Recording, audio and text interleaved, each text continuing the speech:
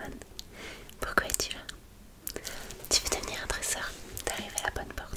Je me présente, je suis le professeur Magic. Enchanté de faire ta connaissance. Donc tu as sonné à la bonne porte. C'est moi qui vais te permettre de devenir un dresseur Pokémon. Donc tout d'abord, je vais devoir te poser quelques questions pour les noter dans mon registre de dresseur Pokémon. Ça va? Ok.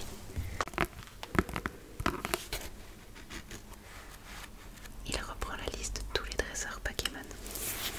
Du coup, on va y agiter ton nom vu que tu vas devenir un dresseur. Alors, pour le coup, je vais avoir besoin de quelques informations sur toi. T'es prêt? Alors, dis-moi ton nom et ton prénom. Ok. Ça s'appelle comment? Attends, je note.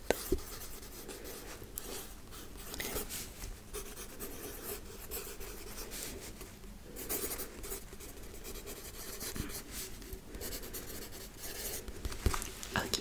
Ensuite, je vais avoir besoin de ton adresse. Ok.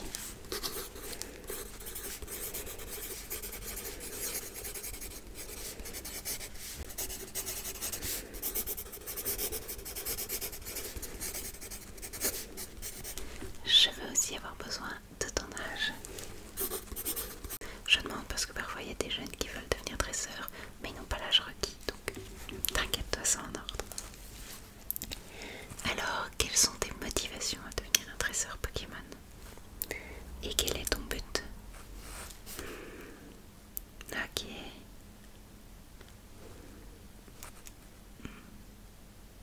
Ah, super. Je suis ravie d'apprendre tes motivations et ce sont des bonnes motivations, tant mieux.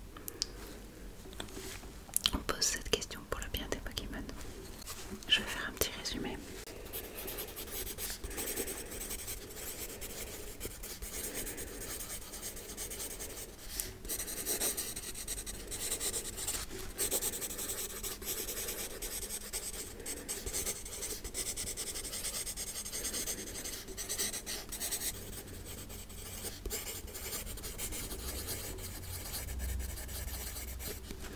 Ok, voilà, c'est noté.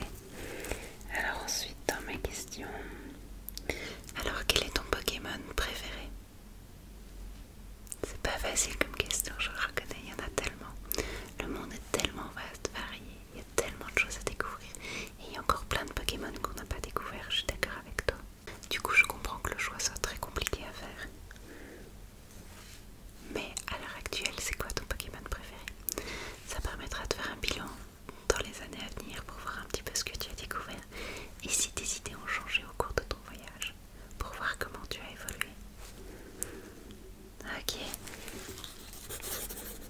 Reste un chouette Pokémon celui-là. On arrive bientôt à la fin des questions, rassure-toi.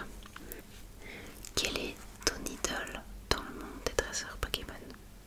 Pour savoir un petit peu ce qu'il en est. Ok. Ouais, chouette. Va falloir te challenger pour arriver à son niveau alors. Je te souhaite bon courage. Bah voilà. On a fait toutes les questions, c'est parfait. Hop, je ferme mon registre. Première étape réussie. On avance vers ton rêve de devenir un dresseur Pokémon. Ensuite, nous allons passer à quelques petites explications de base.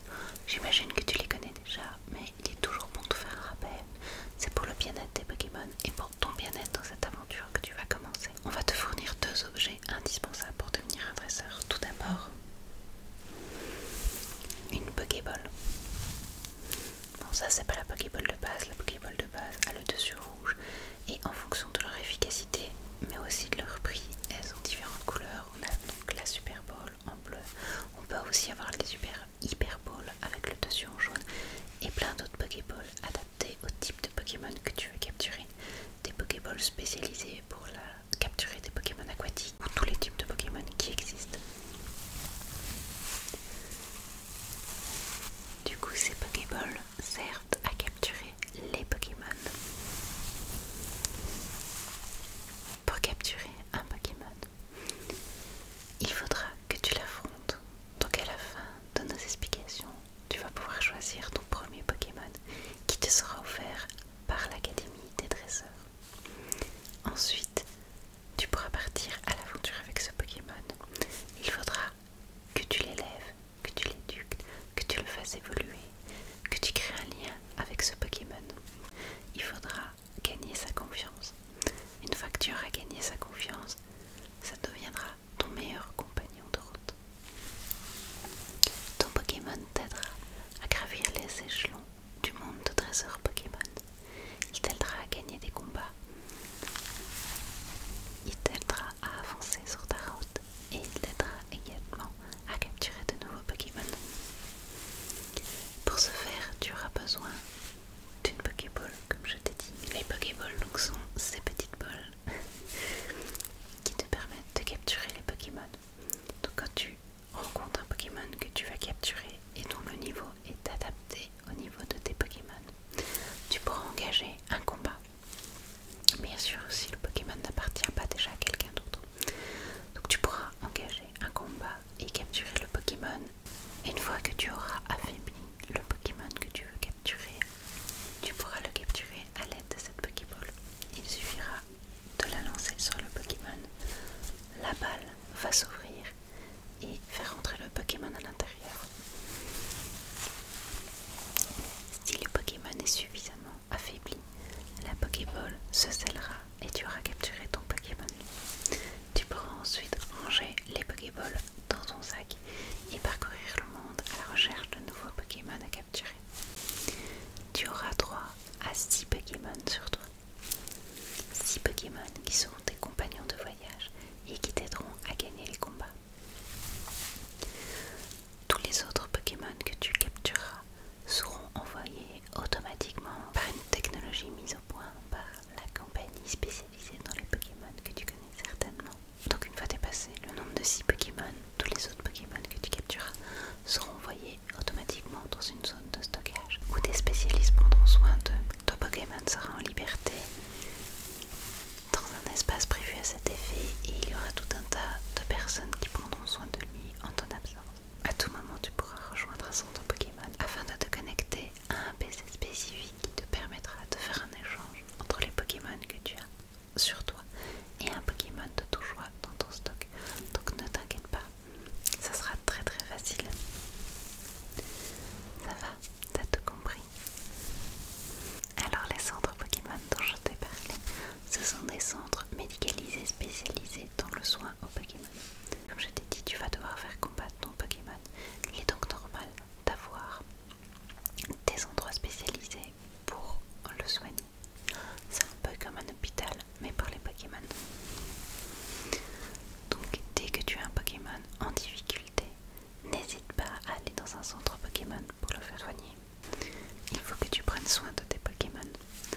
Au cours de ton voyage, tu trouveras des boutiques spécialisées dans la vente d'objets pour les Pokémon, dans lesquelles tu pourras acheter ces Pokéballs, mais également des potions et plein d'autres types de soins que tu pourras prendre avec toi pour soigner tes Pokémon en temps réel quand ils en ont besoin.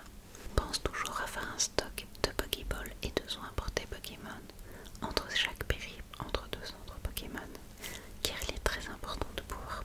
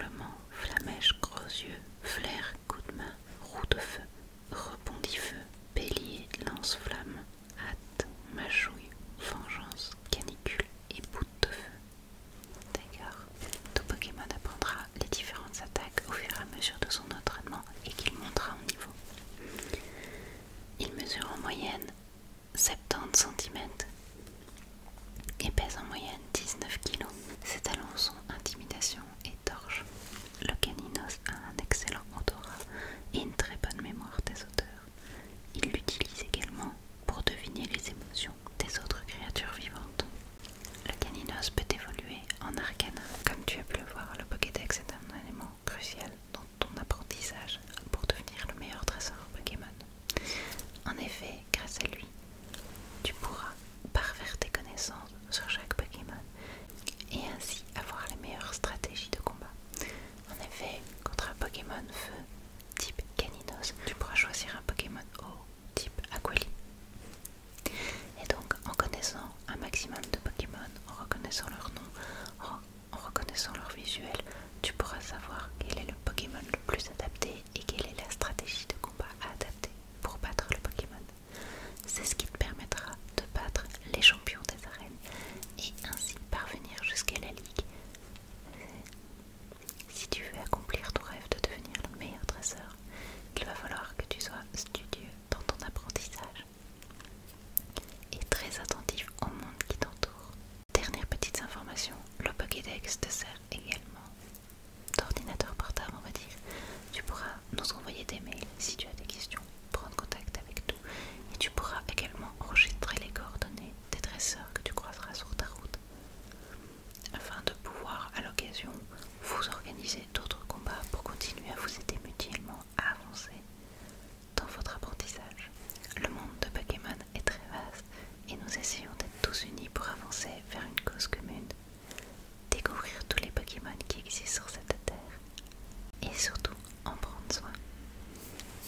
Bon, je crois que nous avons fini avec les informations de base. On va maintenant passer à l'étape que tu attends certainement depuis le début. Tu vas enfin avoir ton tout premier Pokémon. Tu es prêt? Ah ok, le meilleur choix et donc le choix qui te correspond le plus. Alors comme premier starter, nous avons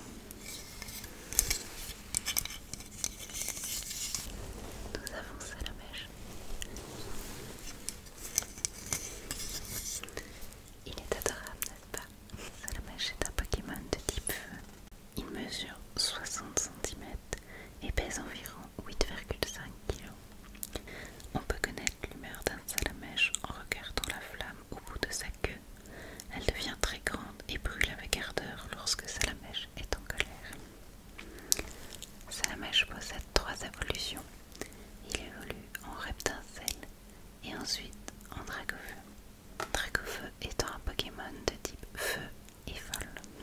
Le deuxième starter que je te propose, c'est Carapuce.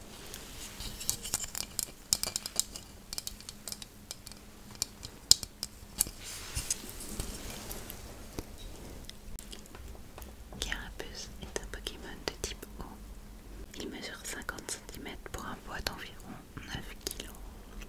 La carapace de Carapuce est couverte de stries et a une forme aérodynamique, ce qui lui permet de fondre l'eau à toute vitesse. Sa carapace le protège aussi lors des combats Pokémon. Il évolue ensuite en Carabaf et en Tortank, qui est un Pokémon au final de type eau. C'est parti pour le troisième starter que je te propose. Il s'agit cette fois d'un Pokémon de type plante. Je te présente Bulbizarre. Je suis très nostalgique à l'idée de te proposer un Bulbizarre car c'était mon starter. J'avais beaucoup hésité avec Salamèche personnellement. Alors, Bulbizarre, c'est un Pokémon de type plante et poison. Il mesure 70 cm de moyenne pour 6,9 kg. Bulbizarre aime se reposer au soleil. Quand il dort, la graine sur son dos capte les rayons du soleil qu'il utilise ensuite pour grandir. Il évolue en Herbizarre et en Florizarre, qui est également un Pokémon de type plante et poison. Voilà, je t'ai présenté les 3 starters. Donc pour rappel, Salamèche, Carapuce. Donc Salamèche et Carapuce et enfin Bulbizarre. Alors, lequel j'ai choisi?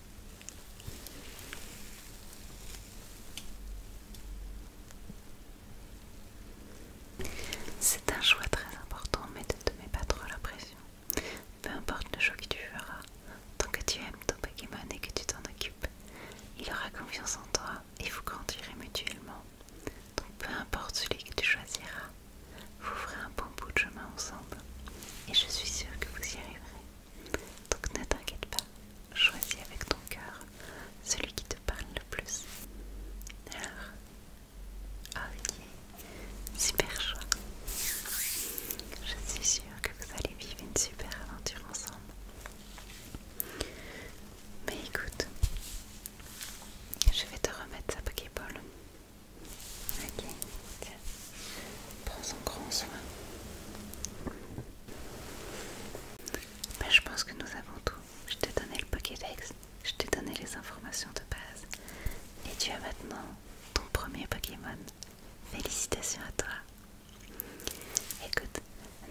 jamais si tu as une question à revenir vers nous.